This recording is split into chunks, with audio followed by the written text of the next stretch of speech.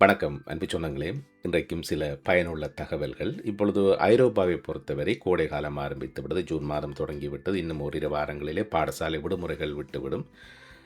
பாடசாலை விடுமுறைகள் 2 மாதங்கள் நீடிக்கும். இந்த காலப்பகுதியிலே அநேக மாணவர்கள் வெளிநாடுகளுக்கு உல்லாச பயணம் போவதென்பது வழமையான விடயம்தான். ஆனால் இந்த உல்லாச பயணங்கள் போகின்ற பொழுது போகிற இடங்களிலே எங்களுக்கு ஏற்படக்கூடிய சில சிக்கல்கள், அதேபோல் இந்த கோடை காலத்திலே பயணப்படுகின்ற பொழுது நாம் அவதானிக்க வேண்டிய விடயங்கள் என்று சில விடயங்களை தொகுத்து தரலாம் என்று நான் எண்ணுகின்றேன். ஏனென்றால் இந்த விடயங்கள் எங்களுக்கு ஏற்கனவே தெரிந்திருந்தாலும் கூட சில வேளைகளிலே இந்த பயணப்படுகின்ற பொழுது ஏற்படக்கூடிய பதட்டம், ஸ்ட்ரெஸ் என்று சொல்வார்கள். அதன் காரணமாக சில விடயங்களை நாங்கள் மறந்து விடுவது என்பது இயற்கையாக நடக்கக்கூடிய விடயம். அதில் சில விடயங்களை நான் தொகுத்து வைத்திருக்கின்றேன்.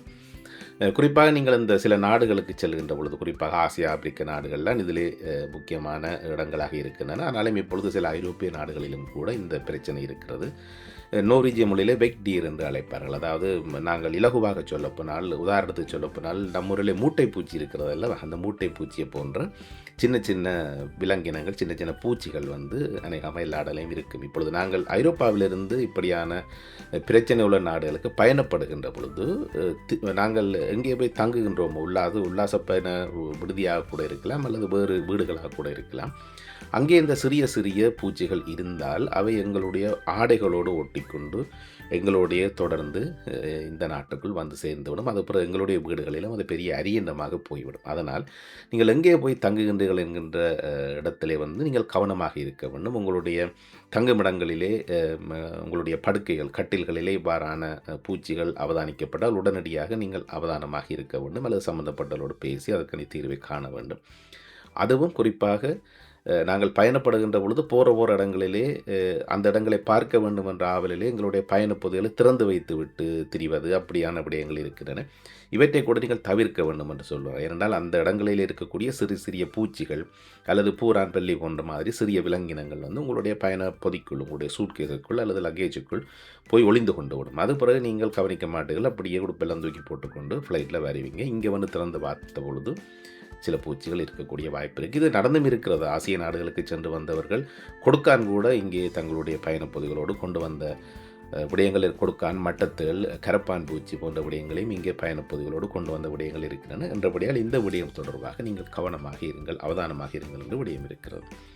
அடுத்த ஒரு விடயம், இப்பொழுது விமானங்களிலே நீங்கள் பயணப்படுகின்ற பொழுது நீண்ட தூர பரப்புகளின் போது ஒரு அசதியின் காரணமாக எங்களுடைய காலணிகளை, சப்பாத்துக்களை நாங்கள் கலட்டி விட்டு இருப்பது இலகுவாக இருக்கும், மிதமாக இருக்கும் என்பதற்காக நாங்கள் கலட்டி விடுவது. ஆனால் இப்பொழுது விமான சேவை நிறுவனங்கள் இந்த விடயத்தை இறுக்கமாக இதிலே ஒரு சட்ட விதியை கொண்டு வருகின்றன. குறிப்பாக இப்பொழுது ரயனேர் விமான நிலையம், அயர்லாந்தைச் சேர்ந்த ரயனேர் விமான சேவை நிறுவனம் இப்பொழுது இந்த விடயத்திலே ஒரு இறுக்கமான கட்டுப்பாட்டை கொண்டு வருகிறது. ரயனேர் விமானங்களிலே பயணிக்கின்ற பொழுது அந்த விமானங்களிலே பயணிக்கின்ற பயணிகள் தங்களுடைய காலணிகளை கலட்டிவிட்டு உட்காரக்கூடாது என்று சொல்லுகின்றார்கள். என்னால் சில வேளை சக பயணிகளுக்கு அசௌகரியத்தை உண்டு பண்ணும். சில வேளை நாங்களே கூட எங்கள் வீட்டிலே காலுறைகளோடு பாதனைகள் அணிந்து விட்டு சப்பாத்தை கலட்டி விட்டு இருக்கின்ற பொழுது நாட்டம் தாங்க முடியாது, எங்களுக்கே தாங்க முடியாது. அருகில் உள்ளவன் எப்படி தாங்கிக் கொள்வான்? அப்போ இவ்வாறான சிக்கல்கள் இருக்கும். என்றபடியால் விமான சேவை நிறுவனங்களிலே இருக்கக்கூடிய கட்டுப்பாடுகளை நீங்கள் அறிந்து அதற்கேற்றபோல் நடந்து கொள்ள வேண்டும் என்கின்ற ஒரு விடயம் இருக்கிறது.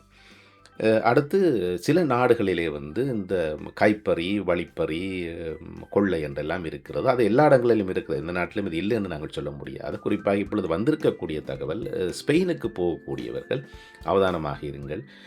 காதிலே, கழுத்திலே, கையிலே தொங்குகின்ற நகைகள் பறிபோகக்கூடிய வாய்ப்பு இருக்கிறது. குறிப்பாக ஸ்பெயினை பொறுத்தவரை கைத்தொலைபேசிகளை களவெடுப்பதிலே ஸ்பெயின் திருடர்கள் ஆர்வமாக இருக்கின்றார்கள் என்று சொல்லப்படுகிறது. இப்பொழுதெல்லாம் கைத்தொலைபேசியை நீங்கள் ஐரோப்பாவிலே திருடி ஒன்றும் செய்ய முடியாது, அவற்றை பாவிக்க முடியாது. இருந்தாலும் அவற்றில் இருக்கக்கூடிய உதிரிப்பாகங்களுக்காக சில வேளை திருடலாம். ஆனாலும் சில பேருக்கு யார்ட்டையினுடைய பொக்கெட்டில் கைவிடுறது என்பது ஒரு பம்பல் விடயமாக கூட இருக்கிறது.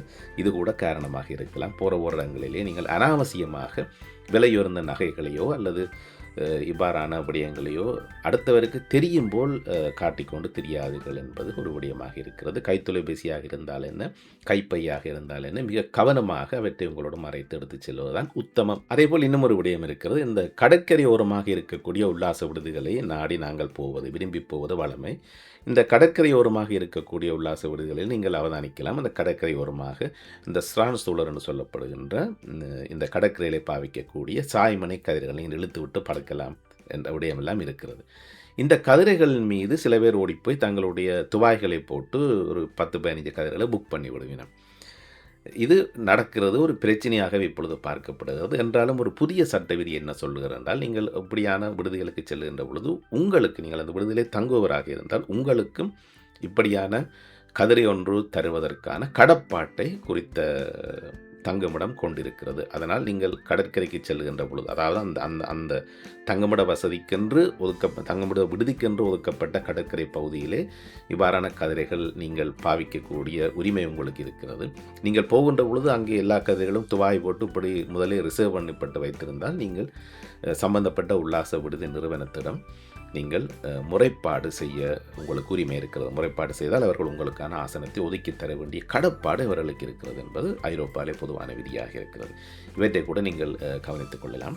இன்னும் ஒரு முக்கியமான விடயம், நாங்கள் உல்லாச பயணமோ அல்லது எந்த பயணமோ போகின்ற பொழுதும் Booking.com என்கிற நிறுவனத்தை நாங்கள் அதிகமாக பாவிப்பது வழக்கம். நான் கூட நிறைய தடவை இதை பாவித்திருக்கிறேன். இதுவரை எனக்கு ஒரு சிக்கலும் வரவில்லை. ஆனாலும் இப்பொழுது வந்திருக்கக்கூடிய தகவல், இந்த Booking.com நிறுவனத்தின் ஊடாக நீங்கள் ஒரு தங்குமிடத்தை தெரிவு செய்து அங்கே போய் தங்குகின்ற பொழுது, அந்த தங்குமிடத்திலே நீங்கள் எதிர்பாராத விதமாக விடயங்கள் இல்லாவிட்டால், அல்லது உங்களுக்கு ஏற்கனவே முன்கூட்டியே உறுதி செய்யப்பட்ட விடயங்கள் அந்த இடத்துல இல்லாவிட்டால், நீங்கள் முறைப்பாடு செய்யலாம். முறைப்பாடு செய்தால் நீங்கள் கட்டிய அந்த தங்குமிடத்திற்கான பணம் திரும்ப வரக்கூடிய வாய்ப்பு இருக்கிறது. இது வழமை. ஆனால் இப்பொழுது சில அனுபவங்களின் அடிப்படையில், உதாரணத்துக்கு நீங்கள் ஒரு வீட்டில் போய் Booking.comக்கு ஊடாக ஒரு வீட்டையோ அல்லது உல்லாச விடுதி அறையோ எடுத்து தங்குகின்றீர்கள்.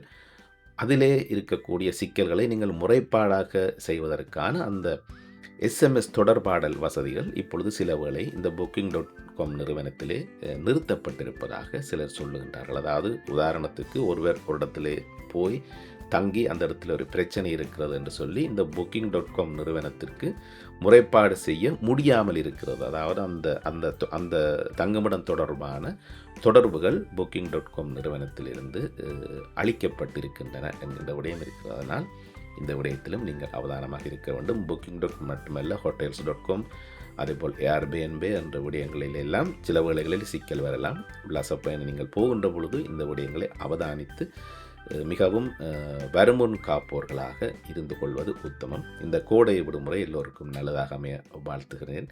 மீண்டும் சந்திக்கலாம்.